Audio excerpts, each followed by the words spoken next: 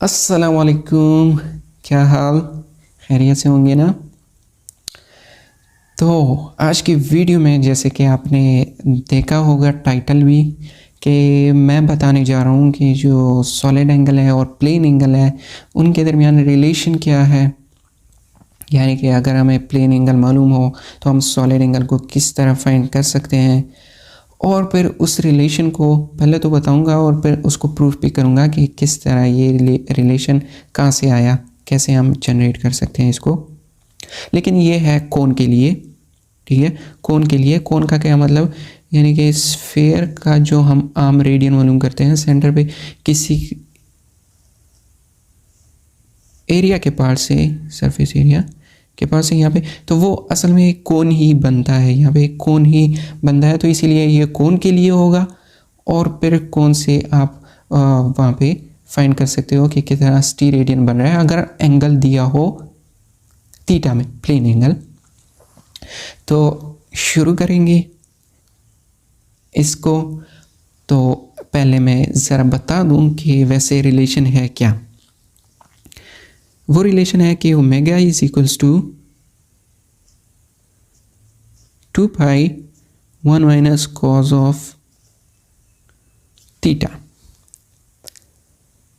2 pi 1 minus cos of theta. अब इसको हम प्रूफ करेंगे कि ये कहाँ से आया। वैसे इस रिलेशन को प्रूफ करने के लिए मैथ का एक कंसेप्ट इस्तेमाल होगा जो कि फर्स्ट ईयर में ना प्री इंजीनियरिंग वालों ने किया है और मेडिकल वालों ने तो करना ही नहीं है। तो अभी के लिए अगर जो मेडिकल वाले हैं वो सिर्फ इसको याद करके जा सकते हैं, क्योंकि ये वीडियो आगे जो होने वाला है वो उनको ज़्यादा समझ नहीं आएगा। लेकिन फिर भी अगर प्रूफ देखना चाहते हैं तो देख सकते हैं। हाँ, जो इंजीनियरिंग वाले हैं उसको मैं ज़्यादा रिकमेंड नहीं करूँगा, लेकिन अगर वो खामखा देखना चाहते हैं, क्योंकि अगले क्लास में जो सेकेंड ईयर है उसके मैथ्स में ये इंटीग्रेशन वगैरह जिससे मैं इसको प्रूव करूँगा वो उन्होंने सीखना है। तो उसका क्यों ना पहले से ही थोड़ा सा बेस बन जाए कि इंटीग्रेशन असल में होता क्या है, इसमें करना क्या होता है। तो वो अगर देखना चाहे तो देख सकते हैं। तो चलिए शुरू करते हैं। पहले मैं कंसिडर करूँगा एक कोन को, क्योंकि हमने एक कोन से ही प्रूफ करना है। सो यहाँ पे कोन, इसको बड़ा बना देता हूँ, बाद में बहुत गंद मच जाता है बीच में।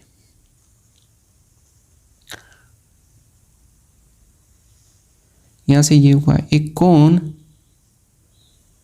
ये थोड़ा सा उभरा हुआ है, ठीक है, थोड़ा सा उभरा हुआ है। इसको सपोज कर लो, ठीक है, क्योंकि स्फेयर का अगर कोई ये एक पार्ट है इसको हम निकालते हैं तो ये स्फेयर का एरिया पूरा सर्कुलर तो नहीं होता, बाहर की तरफ निकला होता है ना। तो ये निकला हुआ एरिया है। अब हमें मालूम है कि जो ओमेगा है ये बराबर होता है एरिया के, कौन सा एरिया, ये वाला एरिया, ये जो बाहर की तरफ जो पार्ट निकला हुआ है इसका एरिया, क्योंकि हम कहते हैं कि सरफेस एरिया ऑफ स्फेयर। तो यहाँ का एरिया यानी कि ये वाला एरिया जो बाहर की तरफ निकला हुआ है divided by r square. R square तो ठीक है, इसका रेडियस हो जाएगा, इसको हम आर कह देते हैं। ये यहाँ पे सेंटर होगा, ठीक है, और इस वाले एरिया को हम एरिया कहेंगे, एरिया को एरिया कहेंगे। वाह वाह। हमें आर जो है वो तो गिवन होगा, ठीक है, इसमें कोई मसला नहीं। लेकिन ओमेगा को हमने फाइंड करना है, तो एरिया, इस एरिया को हम कहाँ से लाएंगे, ये एरिया, ये अगर गिवन हो तो ठीक है, बहुत इजी। लेकिन इसको वैसे फाइंड करने का कोई फॉर्मूला नहीं है, क्योंकि ये एक ज्योमेट्रिकल शेप नहीं है, ठीक है। अब हमें क्या मालूम कि ये कितना एंगल है, क्योंकि एंगल तो असल में फाइंड करना है। तो ये एरिया कितना पार्ट है इस स्फेयर का, ये हमें कुछ मालूम नहीं, और ना ही हम इसको किसी फॉर्मूले से फाइंड कर सकते हैं। जैसे कि सर्कल का सिंपली अगर रेडियस मालूम हो तो वो तो फाइंड कर लेते हैं, लेकिन इसका क्या करेंगे। तो इस पे असल में हम इंटीग्रेशन का कंसेप्ट लगा के इसको फाइंड करेंगे, एरिया को, पहले एरिया को, फिर हमारे पास ओमेगा आ जाएगा। सो एरिया के लिए क्या करते हैं, अब हम फाइंड करने जा रहे हैं एरिया को असल में, ठीक है, एरिया को। यानी कि ये एरिया, सरफेस एरिया। तो इसके लिए हम पहले कंसीडर करते हैं यहाँ पे एक इस सेंटर से थोड़ा सा दूर जाओ, थोड़ा सा दूर, यहाँ पे एक सर्कल कंसीडर कर दो, या ऐसे कहो जैसे कि ये एक पैराशूट है और पैराशूट ऊपर से गोल है और पैराशूट के ऊपर चढ़ गए हो और नीचे नहीं लटक रहे हो, ऊपर चढ़ गए हो, ठीक है।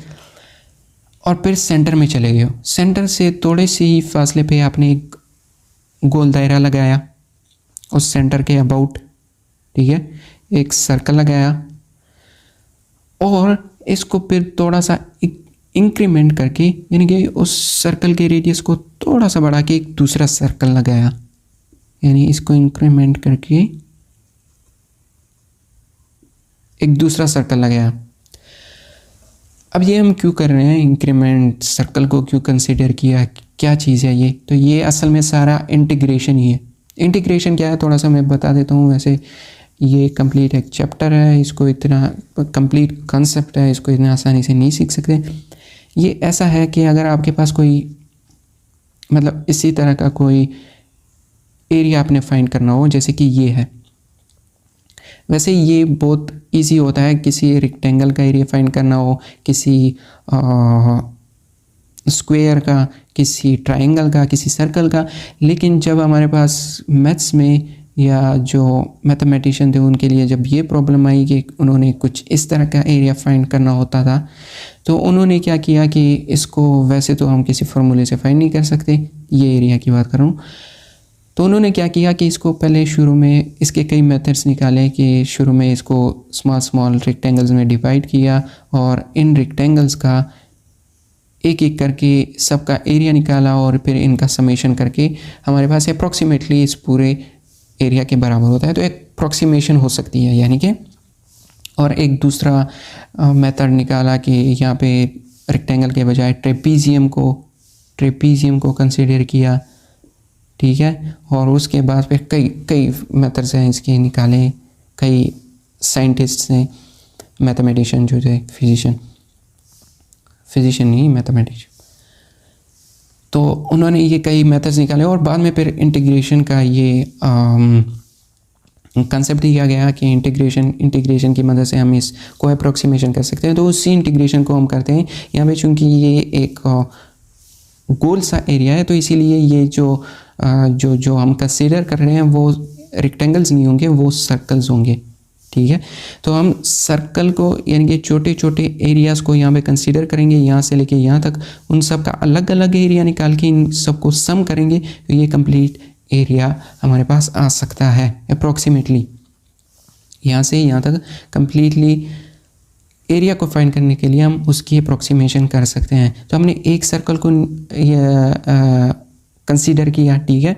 यहाँ पे इसका रेडियस मान लेते हैं, इस सेंटर से रेडियस है, ठीक है, x। और यहाँ पे जो एंगल है वो थीटा है, सपोज करो यहाँ से यहाँ तक ये कांस्टेंट एंगल है। यहाँ पे एक वेरिएबल थीटा भी है,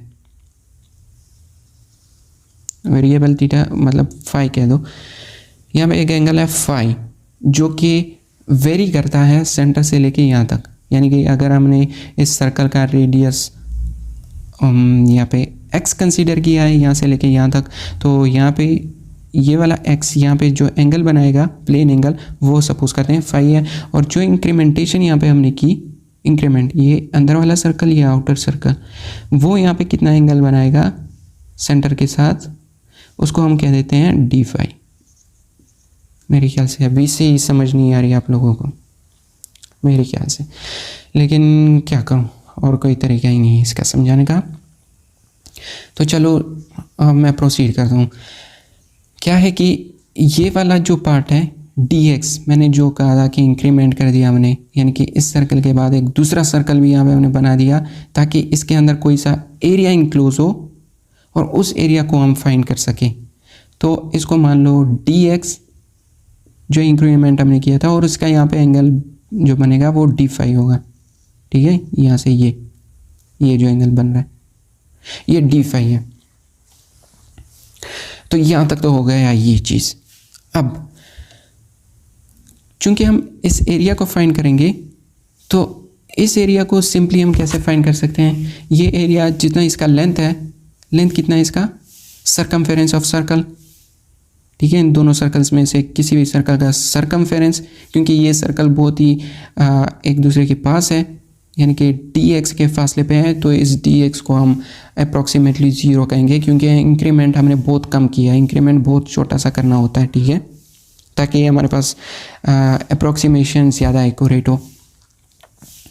तो यहाँ पे मैं क्या कह रहा था कि हाँ, तो यहाँ पे ये x है dx, और इसका जो लेंथ होगा, क्या मतलब मेरा यार, ये वाला जो स्ट्रिप हमने ऊपर पैराशूट के ऊपर काट लिया था, ठीक है, ठीक है, उस स्ट्रिप को ज़रा स्ट्रेट कर दो, ये स्ट्रिप कुछ यूँ हमारे पास हाथ में आएगा, ये एक सर्कल था, ये उसके ऊपर दूसरा सर्कल, यह कर दिया, हाँ दूसरा सर्कल, ठीक है, इसको ज़रा यहाँ से काट दो, तो ये कुछ यूँ चीज़ बन जाएगी।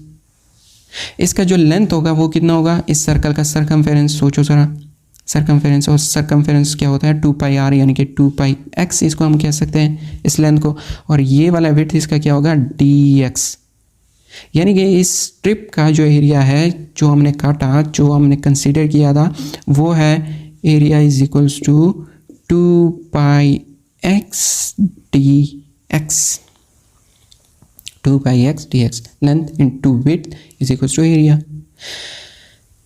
ये हमारे पास एरिया आ गया, लेकिन हमने इसको इंटीग्रेट भी करना आता है, लेकिन इंटीग्रेट हम x की टर्म में नहीं करेंगे, हम फाई की टर्म में करेंगे, क्योंकि हमने जो रिलेशन फाइंड करना है वो सॉलिड और प्लेन एंगल का करना है, तो इसीलिए हम इसको इस x और dx को ज़रा फाई की सूरत में लिखेंगे।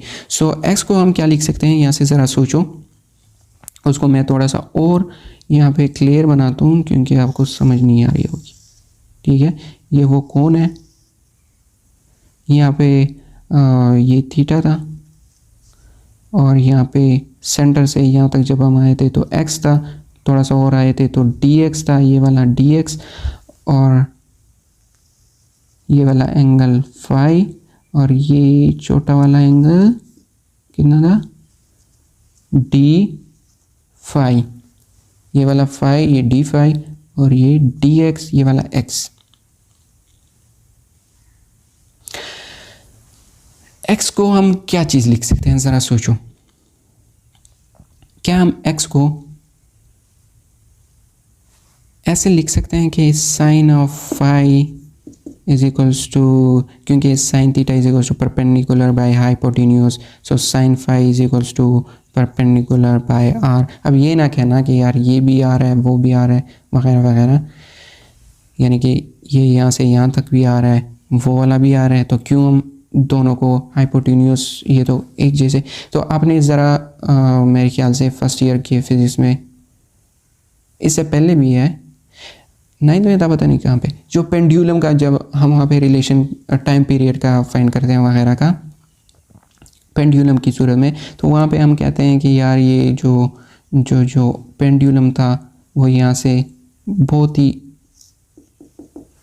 ही कम फासले तक गया है, इसीलिए जो यहाँ का डिस्टेंस होता है ये वाला, ठीक है, यहाँ का डिस्टेंस उसको हम कर्व नहीं कंसीडर करते सीधा, तो वो अप्रोक्सीमेशन होती है। और यहाँ पे भी, वहाँ पे भी हम एक ट्रायंगल को कंसीडर करते हैं, लेकिन उस ट्रायंगल का भी ये वाला फासला, ये फासला बराबर होता है, लेकिन हम उस पर साइन थीटा वगैरह अप्लाई करते हैं, ठीक है। तो उसी तरह यहाँ पे भी कि ये आर है वो आर, तो ये ज़रा मैथ्स की छोटी सी अप्रोक्सीमेशन, ये आपको फिजिक्स में आगे भी बहुत देखने को आएगी, तो इसको ज़रा ठीक से समझ लो, ठीक है।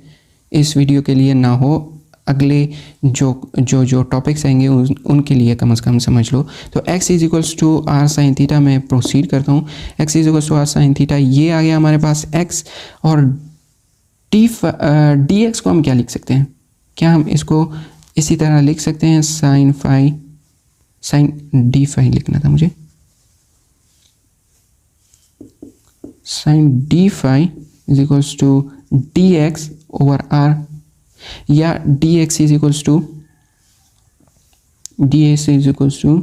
r sine d phi. लेकिन ये चूंकि बहुत छोटा सा एंगल है, मैं कब से कहे जा रहा हूँ कि ये बहुत छोटी सी इंक्रीमेंटेशन हमने की, इंक्रीमेंट की, तो इसीलिए जो एंगल बनेगा वो बहुत छोटा होगा। और छोटा एंगल, साइन ऑफ छोटा एंगल इज इक्वल्स टू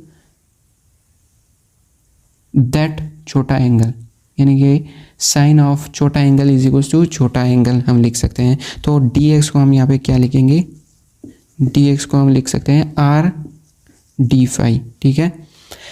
अब इसको सिंपली इंटीग्रेट करना है, तो इंटीग्रेशन के लिए मैं ज़रा इस सारे जो गंद मैंने मचाया है इसको साफ करता हूँ।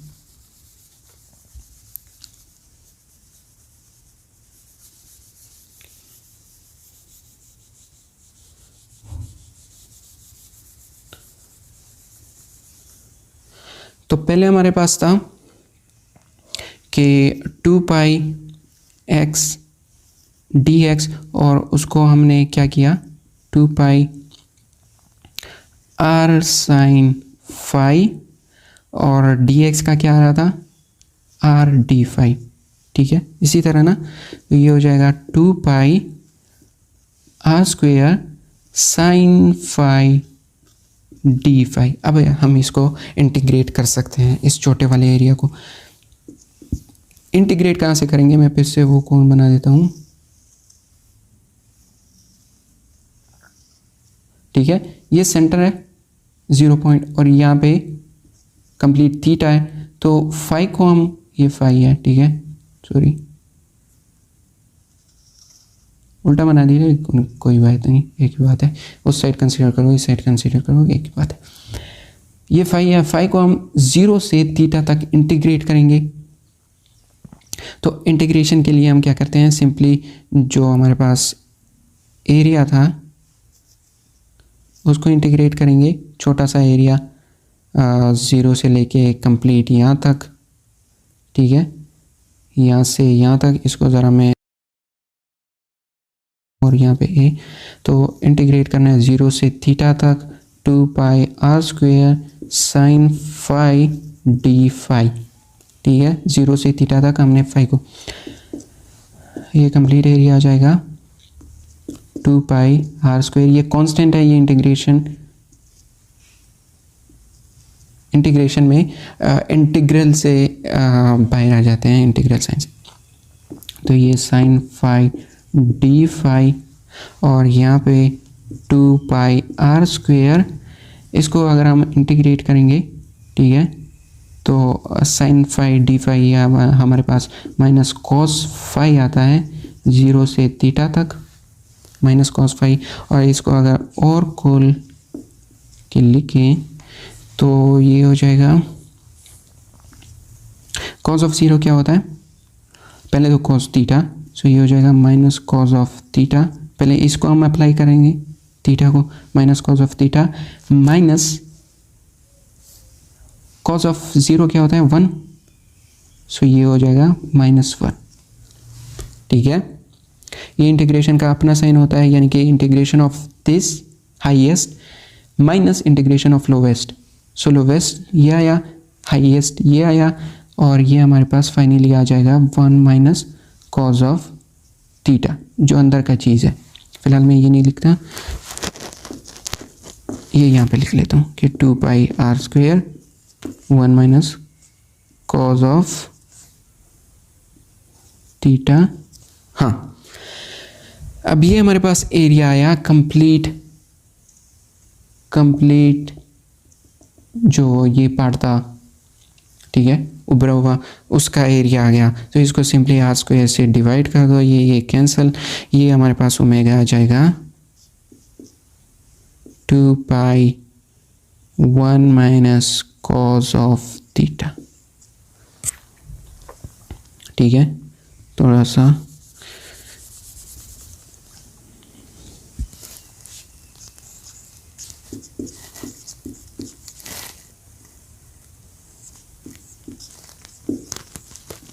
यहाँ पे लिख लेता हूँ और इसको बता भी देता हूँ कि क्या क्या चीज़ें हैं।